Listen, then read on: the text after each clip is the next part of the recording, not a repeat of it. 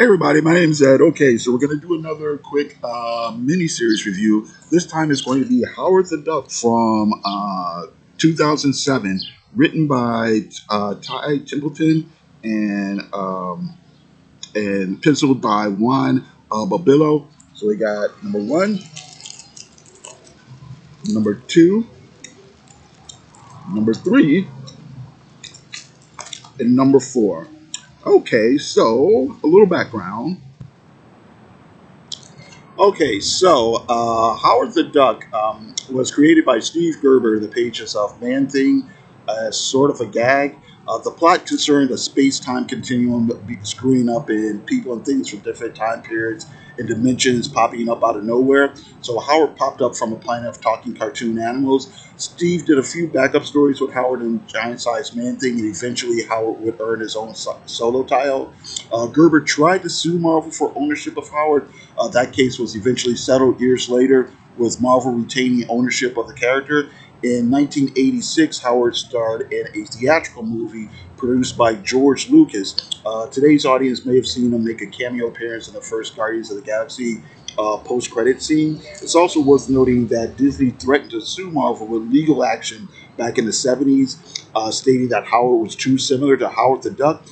They were told to redesign the visual look of Howard, and so this led to Marvel putting pants on Howard, and they kind of left it at that for years. Eventually, Marvel was purchased by Disney in I think 2008, and Howard look seems to have been redesigned several times since they took over.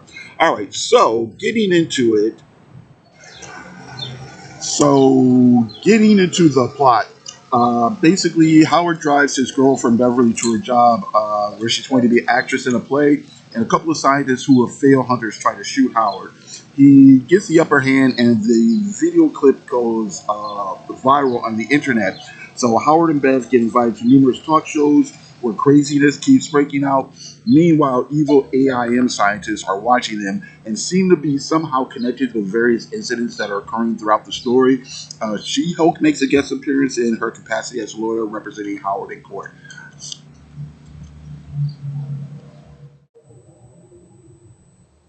Okay, so the story is pretty much a spoof of the media as it was then. So the gags are like celebrity culture, fame chasing, the rise of the internet, viral videos, and the shallowness of corporate media, and the gullibility of the public. So there's parodies of then well-known figures from like Ted Nugent to Bill Maher to Larry Kings and others. Most of the focus seems to be on cable news, and that's about right for the early 2000s. It'll still be a few years before social media really took over. But mob violence and political polarization figures into the story in a big way.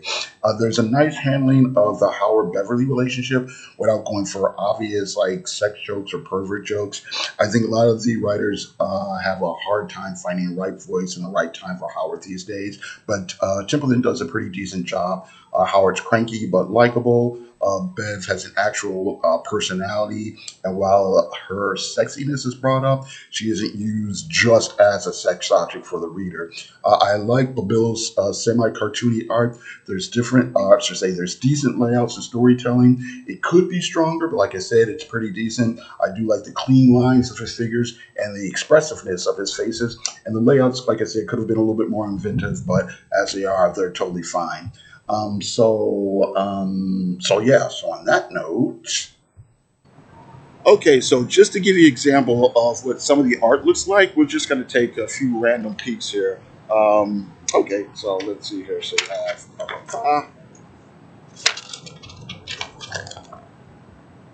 okay,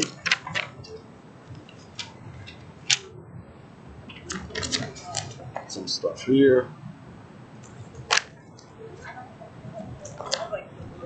Decent layouts.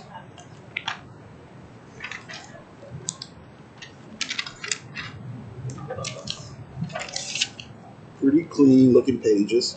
All right. For Billow has a appropriately cartoony style. Whoa. And he uses a lot of fine lines but he clearly has a decent grasp on, you know, art and what people should and should not look like. Sorry, art, the perspective, and like I said, he's clearly a cartoonist, but he does know how to draw uh, people, and more importantly, he knows how to shape people who are not necessarily supposed to be Jim Lee style superheroes. Okay, so moving on. So it is a pretty decent miniseries. I like the humor, I like the satire, I like the art. It's decently paced. Said some interesting things about media of the time. Interesting art, some funny one-liners and situations, and an interesting payoff. It's not stupendous, not groundbreaking, but it is a lot of fun. So that's pretty much it. Thank you very much for watching. You guys have a great day.